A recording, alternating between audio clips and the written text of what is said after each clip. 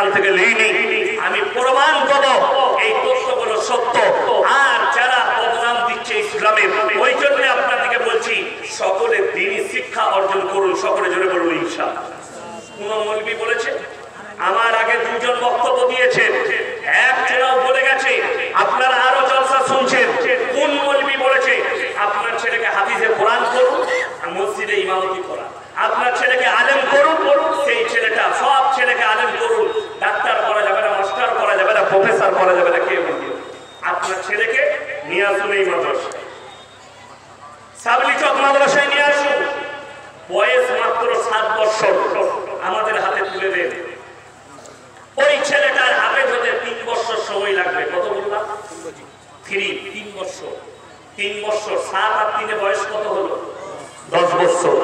এই হাফিজে কোরআনটাকে ভালো কোনো স্কুলে কোনো কনভেন্ট মিশনে দেন, এ ডাক্তার হোক, এ মাস্টার হোক, এ প্রফেসর হোক, ইঞ্জিনিয়ার হোক, এ সব হবে, কিন্তু বেঈমান কাফের তৈরি হবে না। তো শ্রীমান আসলিনের মা বাবা শিক্ষা দিয়েছে, কিন্তু দ্বীনি শিক্ষা না দেওয়ার কারণে হারামের আওলাদ তৈরি হয়েছে।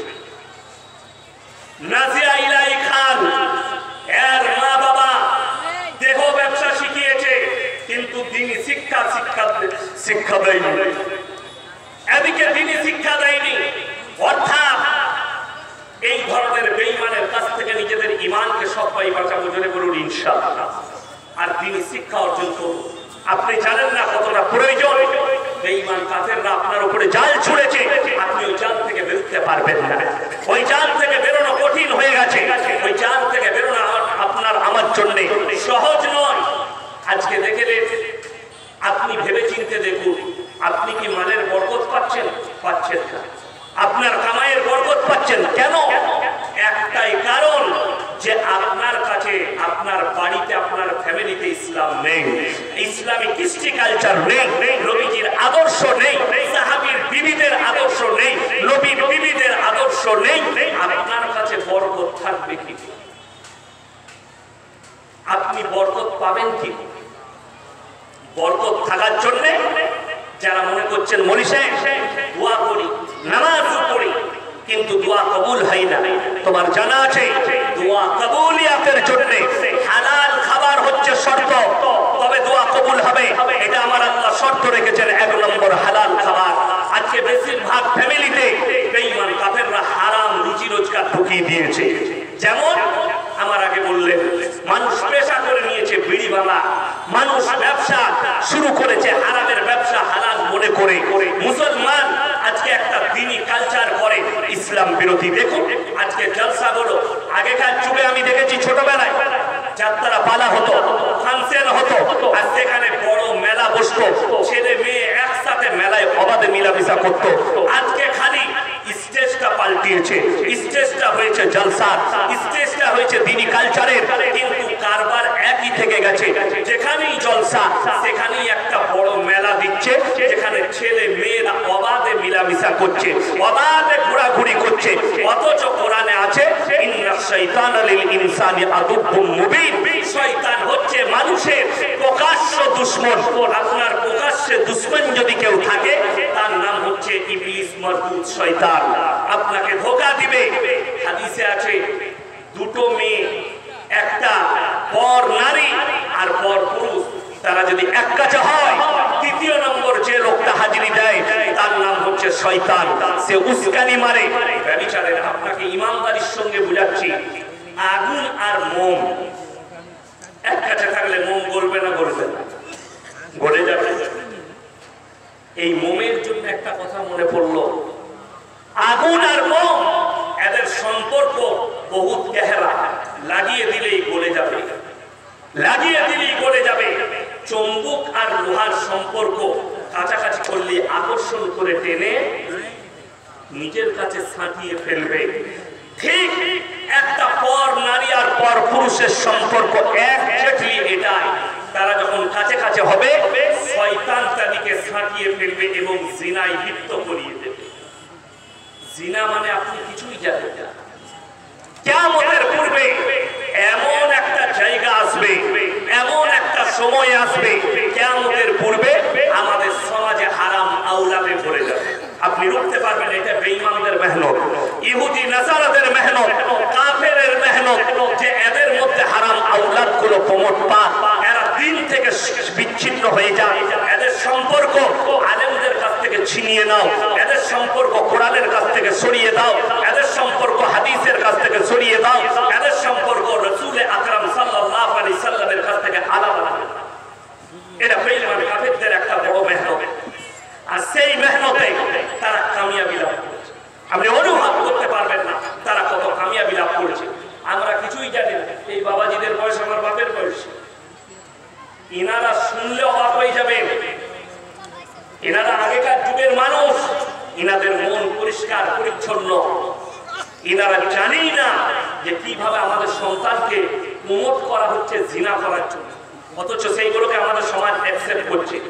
এখানে যদি আমি যুবক থেকে দাঁড় করাই, 100টা মুসলিম যুবকের মধ্যে 70টা যুবক আরবি 12টা মাসের নাম বলতে পারে। ঠিক বললাম না ভুল বললাম? আপনি মাদ্রাসার একটা আউয়াল ক্লাসের ছাত্র নিয়ে আসছে, আপনাকে 12টা মাসের নাম শুনিয়ে 12টা মাসের নাম। অথচ একটা মুসলমানকে জিজ্ঞেস করুন, এখন থেকে প্ল্যান করে রেখেছে 1 জানুয়ারি কি কি অনুষ্ঠান করব। কালিয়াচকে বেশিরভাগ মুসলিম আছে না হিন্দু আছে? মুসলিম। 30 ডিসেম্বর 2023 সাল আমার জলসা ছিল। 30 ডিসেম্বর মালদা গয়েশবাড়ি, সুজাপুর গয়েশবাড়ি।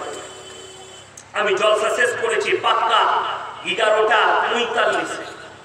গাড়ি ছাড়লাম, 13 মিনিটে আমার ড্রাইভার গাড়িটা কালিয়াচক স্ট্যান্ডে লেগেছে। 13 মিনিট লেগেছে গয়েশবাড়ি, মাত্র 13 মিনিট দাঁড়িয়েছি। জ্যাম। কিসের জ্যাম? আমি ম্যানেজারকে বললাম, দেখো জ্যাম কিসের আছে, বাড়ি যাবো। বলছে হুজুর দাঁড়াতে হবে। কি হয়েছে? বলছে গোটায় বোম বিছানো আছে, চারিদিকে মুসলিমদের যুবকরা দাঁড়িয়ে আছে, 1 জানুয়ারি পালন করবে, প্রশাসন বাবুরা দাঁড়িয়ে আছে। কাঁটাই কাঁটাই 12টা বাজলো, আগুন ধরিয়ে দিল বোম গুলো। কয়েক লক্ষ টাকার বোম ফাটিয়ে 1 জানুয়ারি পালন করলো। হাই রে মুসলমান, এটা ইহুদি আর নাসারাদের কালচার, খ্রিস্টানদের কালচার। আরে মুসলমান 25 ডিসেম্বর পালন করছো, এটা ইহুদি নাসারাদের কালচার। যদি বলেন মৌলভী সাহেব কোথায় মানা আছে, কোরআন খুলেন, আপনি কোরআনের মানে পাবেন না, ওটা তাফসীরে যেতে হবে। গায়রিল মাগযুবি আলাইহিম ওয়ালাদ দাল্লিন, মাগযুব মানে ইহুদি আর দাল্লিন মানে নাসারা। এই দুটো দলই পদভ্রষ্ট, আর এদের যারা অনুসারী হবে তারাও পদভ্রষ্ট হয়ে যাবে। আপনি তাদের অনুসরণ করছেন। শুধু তাই নয়, জিনাটা ঠান্ডা মাথায় তারা কিভাবে আমাদের সন্তানদের মাথায় জিনাটাকে আম করে দিচ্ছে শুনেলেন। তারা নাম দিয়েছে 14 ফেব্রুয়ারি ভ্যালেন্টাইন ডে, কাজ হচ্ছে জিনা করা। তারা নাম দিয়েছে রোজ ডে, কাজ হচ্ছে জিনা করা। তারা নাম দিয়েছে চকলেট ডে, কাজ হচ্ছে জিনা করা। তারা নাম দিয়েছে কিস ডে, কাজ হচ্ছে জিনা করা। তারা জিনাটাকে আমাদের কাছে আম করে দিয়েছে। আর কিয়ামতের আলামতের মধ্যে একটা আলামত, রাস্তাঘাটে নারী পুরুষ কুকুরের মতো জিনা করতে লাগবে, তখন জানবে কিয়ামত কাছে চলে এসেছে। এই ইমানদার ব্যক্তিরা বাড়ি থেকে তখন বের হতে পারবে না, জিনা আম হয়ে যাবে। বেঈমান কাফেররা সেই ব্যবস্থাই করেছে। আজকে আমি এসেছি, আমার পরিচয় যদি ইনারা কেউ জানতে চান, আপনি কে, বর্ধমান জেলা, আমি আমার বাপের নাম বলবো না মায়ের, বাবা। আমি যদি এখানে কেউকে জিজ্ঞেস করি ইনাকে আপনি কে, ইনি বাপের নাম বলবেন না মায়ের। যদি বাবা মারা যায় তাও বলবে আমি মৃত অমুকের ছেলে, ঠিক কিনা? মৃত অমুকের ছেলে তাও নাম বলবে। বেঈমান কাফেররা শুনেলেন, আল্লাহ রাব্বুল আলামিন ইনসানের যে পরিচয় ঘটিয়েছেন ওটা বাপের দ্বারা। আপনাদের এখানে ছাগল নেই? ছাগলের বাচ্চা বলে পাঁঠার বাচ্চা বলেন না?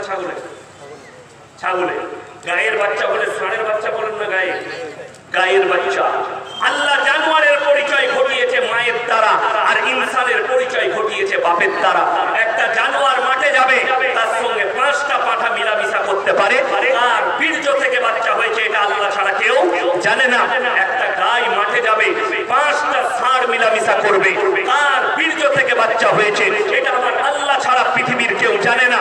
আমার মুসলমান ভাই, বেঈমান কাফেররা এমন একটা আদর্শ এনে দিয়েছে, স্কুল কলেজ ইউনিভার্সিটি এই স্টুডেন্টদের কাছে, শিক্ষিতদের কাছে সেটার নাম দিয়েছে রিলেশনশিপ।